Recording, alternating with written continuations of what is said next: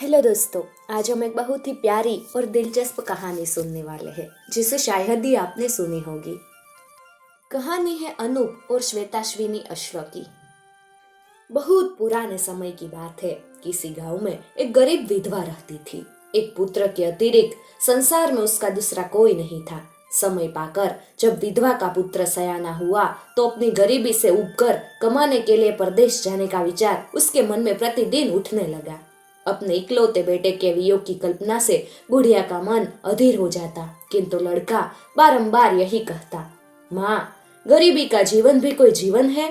और यह सुनकर उसकी माता का कलेजा दो टूक हो जाता था। अंत में वह विधवा राजी हो गई और उसका जवान बेटा परदेश के लिए चल खड़ा हुआ।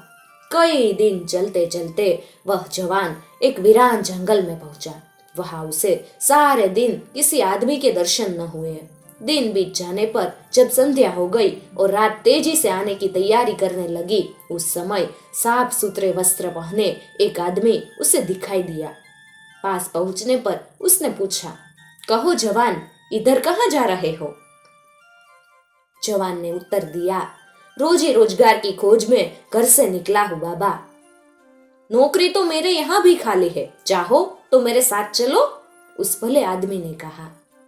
वह लड़का अनूप राजी हो गया। वह भला मानुस उसे संग लेकर एक बहुत सुंदर हवेली में आया। हवेली के अंदर जाकर उसने अनूप को भोजन कराया और फिर अपने घर की समस्त कुंजियां उसे सौंप कर बोला, जवान, मैं एक लंबी यात्रा पर जा रहा हूँ और जब तक लौट कर ना आऊं तुम इस मकान की रखवाली करना। मैं यह सारा घर तुम्हारे ऊपर छोड़कर जा रहा हूँ। तुम्हारे लिए यहाँ किसी चीज की कोई कमी न होगी। लौट आने पर मैं तुम्हारा सारा वेतन अच्छे इनाम के साथ इकट्ठा दे दूंगा। पर यह बात याद रखना, हमारे इन घोड़ों को खाने पीने की कभी तकलीफ न होने पाए। इतना कहकर वह अनूप को घुड़साल में ले गया और अपने घोड़ों की गिनती कराई। मालिक के चले जाने पर अनूप ने पूरे घर का कोना कोना देख डाला। अस्तबल में जाकर फिर से सब घोड़ों की गिनती की और बहुत प्रसन्न हुआ। दूसरे दिन जब वह फिर अस्तबल में गया तो किसी ओर से उसके कानों में आवाज आई, अनूप, मेरे बंधन खोलकर तू मुझे यहाँ से बाहर कर दे। यह उपकार करके तू घाटे में नहीं रहेगा। अनूप ने चारों तरफ नजर दौड़ाई पर कहीं कोई दिखाई नहीं पड़ा।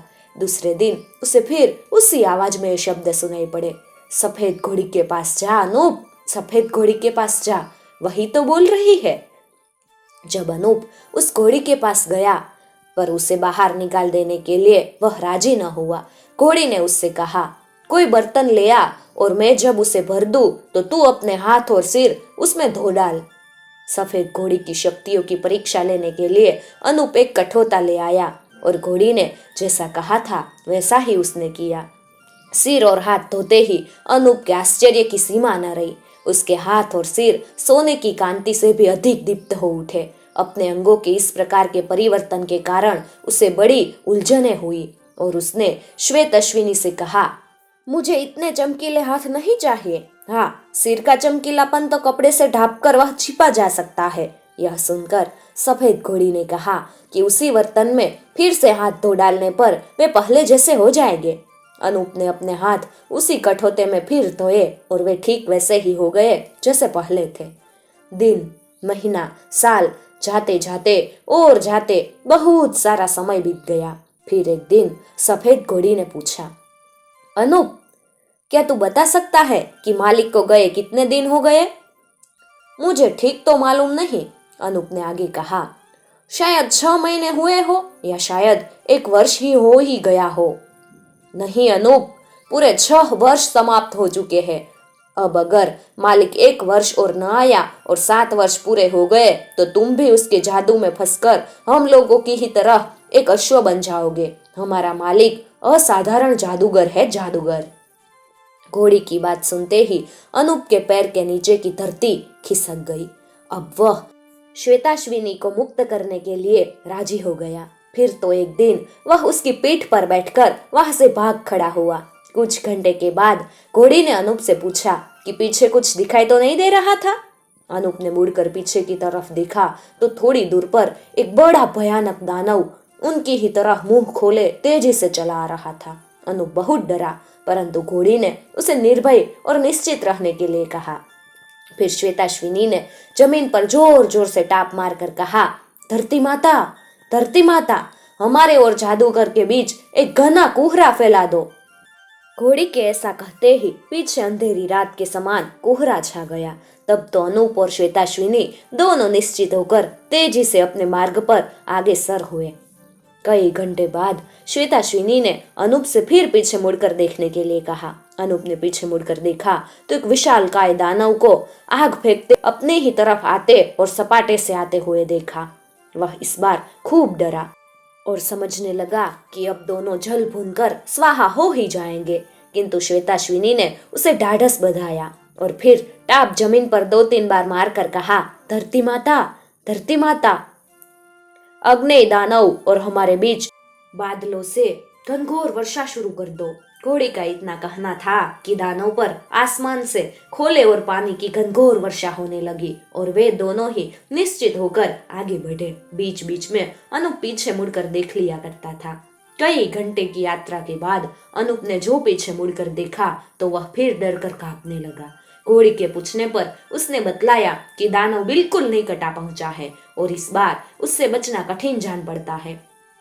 घोड़ी ने कहा, कुछ हर्ज नहीं, और जमकर 2-3 बार जमीन पर पैर पटक कर बोली, धरती माता, धरती माता, हमारे और दानव के बीच एक ऐसी तेज धारा वाली नदी बहा दो जिसमें यह दानव डूब मरे। घोड़ी के इतना कहते ही पीछे भयंकर नदी बहने लगी और वह दानव सचमुच उसमें डूबकर मर गया। अनूप तथा श्वेताश्विनी दोनों निश्चित होकर आगे बढ़े।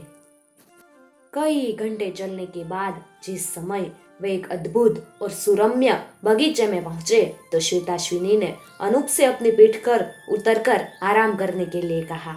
अनूप उसकी पीठ पर से उतरकर एक पेड़ की शीतल छाया में बैठ गया। कुछ देर आराम कर लेने के बाद श्वेताश्विनी ने अनूप को संबोधन करते कहा, मेरे प्यारे मित्र और सखा, अब यहाँ से तुम्हारा और हमारा रास्ता अलग हो रहा है।